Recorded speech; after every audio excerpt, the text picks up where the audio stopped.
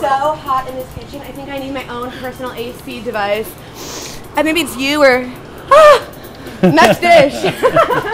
Okay, let's go. Okay, so these onions are cooked down a little bit now for the papa pomodoro, and we've removed the garlic. And then here we've got two kinds of tomato. One is the San Marzano canned tomato, which is readily available. Okay. We use that because it gives a little bit more depth. And then we've got this is the heirloom tomato. This adds a little bit of freshness. Tomatoes in there now. I'm just going to season it with a little salt and pepper. How long do you leave it simmering for? 4 days. 4 days. No, this is about 20 minutes. We don't want to cook it too much. We want to keep it light and fresh. So this is a recipe where traditionally in Tuscany they would use the bread from the previous day.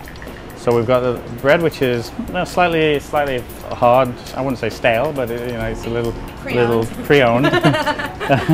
And then what we're going to do, we're going to put that into some milk. And what this does is that it just softens the bread up a little bit before we put it into the soup. While we're soaking up that, let's go and take a look at the pici. What is the pici? Pici is a pasta typical of Siena. It's something that we do handmade here in the restaurant. Great. But this is the dough for the pici. So it's primarily flour and water, and we just put a little egg in there. So we just take a little bit of the dough. Okay. And then on a surface, you roll it like you would, I don't know, whatever you would roll like this. You're making me nervous. Yeah? I love it. Not as nervous as you're making me feel. Well, you want it to be quite thin, because when it cooks, it's going to puff up a little bit. It's easily done. Look at that. I double fisted it. I love it. I definitely work out your cheek muscles. You're always all those expressions that... There's nobody that makes me smile the way you do. I'm going to show you the ragu that we're going to serve with it. This is duck. We use the duck leg. We braise it with some vegetables, carrot, onion, celery. We put a little orange and a little dried porcini mushroom in there for flavor. And then we finish the dish with a little pecorino cheese. Okay, so we're just going to put this into the pan. A little bit of vegetable broth here, which I'm just going to loosen it up a little bit. Okay, so we're going to drop the pici in the boiling water. For how long does the pasta boil for? In a few minutes, it'll start to float.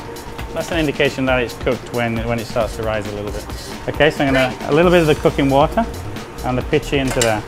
The sauce is quite loose now, but as we cook the pici, it'll thicken up a little bit. A little bit with salt and pepper, and then I got a little Parmesan cheese here.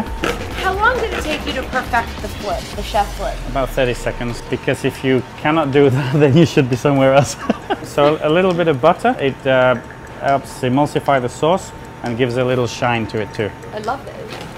A little olive oil, just drizzle a little on the top. Buon appetito. Buon appetito. Bon appetit. That's French. Allora.